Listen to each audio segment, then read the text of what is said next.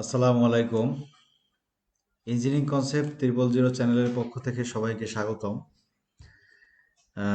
আজকে আমরা একটি গুরুত্বপূর্ণ জিনিস শিখব, সেটা হচ্ছে আর্থ ক্যালকুলেশন বা মাটির ফিলিং চার্ট।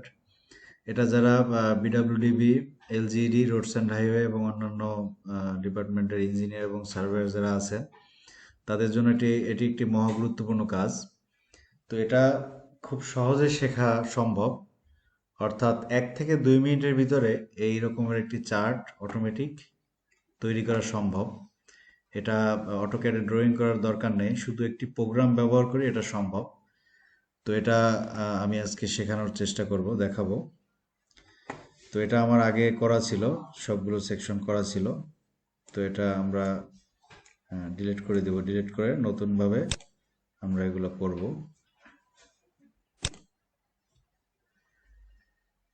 তো আমরা প্রথমে যাব যে এক্সেল শিটে আমাদের আরএল গুলো আছে।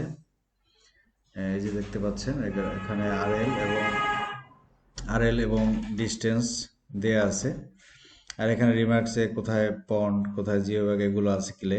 তো জিওব্যাগ যেখানে থাকবে সেখানে 0.200 বিয়োগ দিয়ে নিতে হবে, কারণ এই ব্যাগটা তো মাটির কাজের সময় এটা থাকবে না। তো এটা হচ্ছে সিএস কান্ট্রি সাইড, আর এটা হচ্ছে আরএস রিভার সাইড। এটা হচ্ছে চেইন এস 16 কিলো 650। তো এখানে এই যে 0.00 এটা হচ্ছে সেন্টার পয়েন্ট। তো এখানে একটু সার্ভেয়ারের অদক্ষতার কারণে এই সেন্টার পয়েন্টটা এক সাইডে চলে গিয়েছে। তো এটা আমরা সেন্টারে নিয়ে আসব, একটু সাজিয়ে নিব।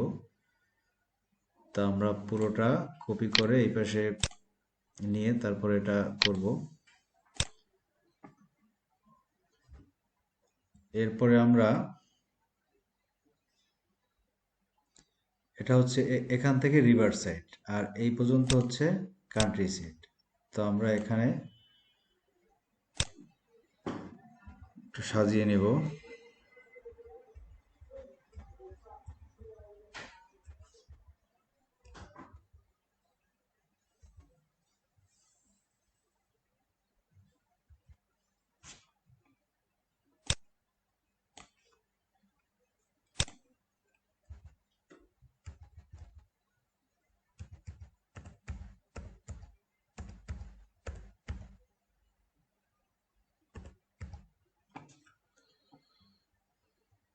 হ্যাঁ, এই যে 8টা।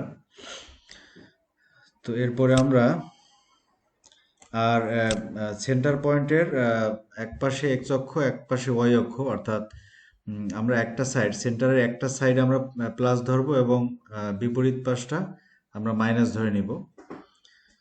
তো এটা হচ্ছে কান্ট্রি সাইড। কান্ট্রি সাইডের মানগুলো আরএল গুলো আমরা, এই ডিস্টেন্সগুলো আমরা মাইনাস ধরে নিব। তো এখন এই জিরো জিরো যে সেন্টার পয়েন্টটা, এটা আমরা সেন্টারেই রাখবো। তো এটা ডাটাতে গিয়ে এরপরে শর্ট কলাম যে,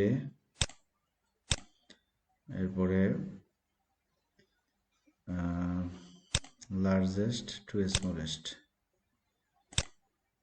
এই যে দেখতে পাচ্ছেন। এবার আমাদের সেন্টারটা একদম সেন্টারেই আছে। তো এগুলো আসলে কাজের মূল অংশ না, এটা এভাবে ছিল বিধায় আমি এটা একটু সহজভাবে সাজিয়ে নিলাম।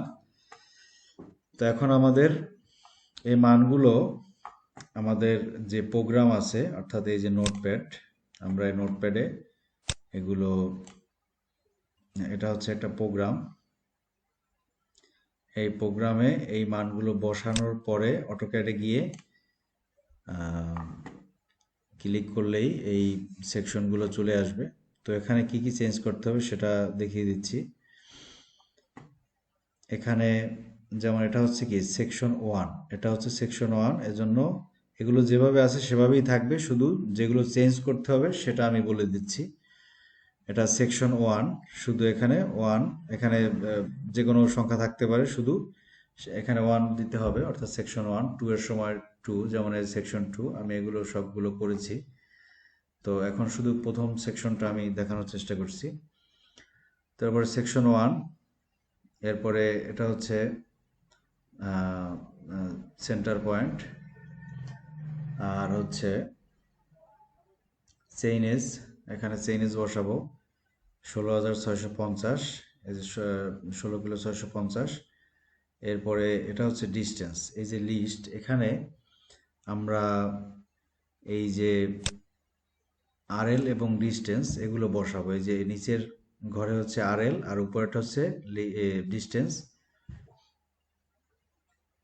তো এই যে যেভাবে আছে এভাবে আমরা শুধু মাঝখানে একটি স্পেস হবে, যেমন এই যে -20, এই যে প্রথমটা -20, এরপরে স্পেস -16.40, এভাবে সবগুলো আমরা বসাবো। 13.30 মাইনাস 9.60, 6.20, 3.80, 2.00, 1.80, 5.60, 8, 10, 14.40, 22.30, 30, এভাবে বসানোর পরে তারপরে এই যে আরএল বসাবো 1.1015।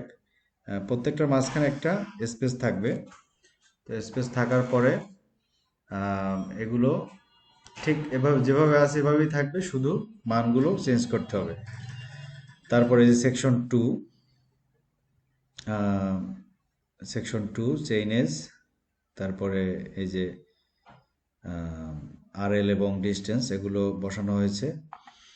এগুলো বসানোর পরে সবগুলো আমি এভাবে বসিয়েছি। তো বসানোর পরে একটা একটাও করা যাবে, তো আমরা সবগুলো একসাথে করব। এখানে যতগুলো সেকশন আছে সে সেকশনগুলো এখানে আমরা বসাবো। আর এই যে প্রথমে যে জিনিসগুলো থাকবে এখানে ডিজাইন ওয়াই, অর্থাৎ যে এমব্যাঙ্কমেন্টের যে প্রস্থ থাকবে সেটা এখানে চেঞ্জ করতে হবে। আর ডিজাইন আরএল যেটা থাকবে সেটা এখানে বসাতে হবে। স্লোপ লেফট মানে হরাইজন্টালি কত এবং ভার্টিক্যালি কত, সেই স্লোপটা এখানে 1:2 সেটা এখানে লিখতে হবে। আর স্লোপ রাইট ভার্টিক্যাল এবং হরাইজন্টাল, তো এখানে 1:3, তো সেটা এখানে এই যে মানগুলো বসাতে হবে। আড়াই থাকলে 1 এবং এখানে 2.5 হবে। তো এই হচ্ছে চেঞ্জ করতে হবে, আর কোনো কিছু চেঞ্জ করতে হবে না, শুধু এখানে যেভাবে থাকবে শুধু মানগুলো চেঞ্জ করার পরে এরপরে আমরা যাব হচ্ছে অটোক্যাডে। তো এই যে অটোক্যাড ওপেন করার পরে আমরা এপি লিখব। এপি লেখার পরে এন্টার দেওয়ার পরে এই অর্থাৎ এই যে নোটপ্যাডটা যেখানে থাকবে সেই নোটপ্যাডটা আমরা এখানে সিলেক্ট করে নিব। সিলেক্ট করার পরে লোড, এরপরে ক্লোজ। এরপরে আমরা লিখব EBM, এরপরে এন্টার, সরি এখানে EMB, এন্টার। এরপরে এখানে আমরা সেকশন নাম্বার লিখব, মানে কোন সেকশনের এই ফিলিং চার্টের এই সেকশনটা আমরা এখানে ড্র করতে চাই সেই সেকশনটা লিখব। তো আমরা প্রথমটাই লিখি 01, লেখার পরে এখানে এন্টার দিব। এরপরে এখানে শুধু ক্লিক করব, আর ক্লিক করার সাথে সাথে এই যে দেখতে পাচ্ছেন আমাদের পুরো ফিলিং চার্ট চলে এসেছে। এবং এখানে আপনার এই যে এমব্যাঙ্কমেন্টের প্রস্থ কত 5 মিটার, ডিজাইন আরএল অর্থাৎ এর ক্রেস্ট লেভেলের আরএল 5.50, তারপরে আরএস রিভার সাইড সিএস, এবং এখানে আরএল ডিস্টেন্স আমরা যেভাবে বসিয়েছিলাম হুবহু সেভাবে আসছে, এবং এখানে অটোমেটিক ডোরো হয়ে গিয়েছে। তো এখানে আপনার সাইড স্লোপ, তারপরে ফিলিং এরিয়া অর্থাৎ কত স্কয়ার মিটার সেটাও কিন্তু আসছে। তো সবগুলো কিন্তু অটোমেটিক চলে আসছে এবং আমাদের যে চেইন এজ 16 কিলো 650 সেটাও এখানে আসছে। তো এইভাবে পরেরটা যদি আমরা করি সেমভাবে আমরা এখানে সেকশন নাম্বার 02 দেব, এরপরে এন্টার, এরপরে আমরা শুধু এখানে লেফট বাটনে ক্লিক করার পরেই এটা অটোমেটিক ড্র হয়ে যাবে। এটা হচ্ছে সেকশন 2 16 কিলো 750 মিটার পর পর একটা section, filling area 38.315 square metre. তো এই যে দেখতে পাচ্ছেন মানে কত সহজে, মানে একদম শুধু ওয়ান ক্লিকের মাধ্যমেই এটা চলে আসবে। এরপরে আমরা যদি এটা কিউবিক মিটার অথবা সিএফটিতে আমরা বের করতে চাই যে কত সিএফটি, অর্থাৎ এই যে প্রি ওয়ার্ক, এটা হচ্ছে বর্তমানে এই পজিশনে এই এমব্যাঙ্কমেন্টটা আছে, কিন্তু আমাদের ডিজাইন অনুযায়ী এভাবে করতে হবে। তো সেক্ষেত্রে এই যে এরিয়াটা, এই এরিয়ায় কতটুকু মাটির দরকার হবে সেটা কিন্তু এখন আমরা সহজেই বের করতে পারবো। এখানে স্কয়ার মিটার, ফিলিং এরিয়া এত স্কয়ার মিটার আসছে। এরপরে এটাকে আমরা এখন ঘন মিটার বা ঘন ফিটে বের করব। সেজন্য আমরা এক্সেল শিটে যাব।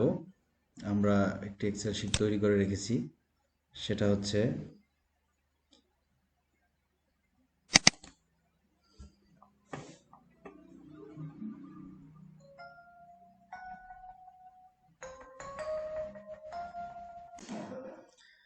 এখন আমরা এই যে এক্সেল শিটে যে চার্টটা, এখানে আমরা টোটাল ভলিউম বের করব। তো এখানে এই যে সেকশন, অর্থাৎ আমাদের যে সেকশনগুলো আছে সেই সেকশনের চেইনেজগুলো আমরা এখানে লিখব। পরবর্তীতে লেন্থ, অর্থাৎ চেইনেজের যে লেন্থগুলো সেটা আমরা করব। এখানে সূত্র বসানো হয়েছে। এরপরে ফিলিং এরিয়া স্কয়ার মিটার, মানে কোন সেকশনে কতটুকু আমাদের স্কয়ার মিটার এসেছিল এরিয়া, তো সেটা এখানে এই যে প্রথম যে সেকশন এখানে আছে 33.937, তো এখানে 33.937, এরপরটায়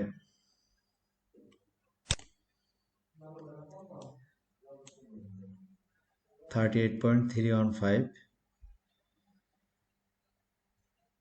38.315। তো এভাবে প্রত্যেকটা এরিয়া আমরা এখানে উঠাবো চেইনেজ ওয়াইজ।